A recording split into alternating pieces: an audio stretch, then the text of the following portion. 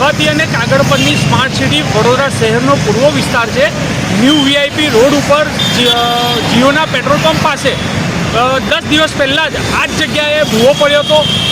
ખબર નહીં પોતાની એસી કેબિનમાં બેસી અને કોન્ટ્રાક્ટરો અને અધિકારીઓને મિલીભગતના કારણે એમનો આ ભ્રષ્ટાચારનો ભૂવો આજે ફરી એકવાર પ્રગટ થયો છે।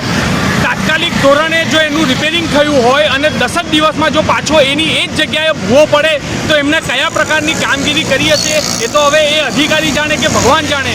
એક તરફ વડોદરા શહેર પાણીના પૂરથી અસરગ્રસ્ત હોય એમાં લોકોએ માંડ પોતાનો જીવ બચાવ્યો હોય ત્યારે કોર્પોરેશનના અધિકારીઓ અને કોન્ટ્રાક્ટરોના પાપના કારણે આ ભ્રષ્ટાચારના ભૂવામાં હવે શું વડોદરાવાસી પડશે એની રાહ જોઈ રહી છે।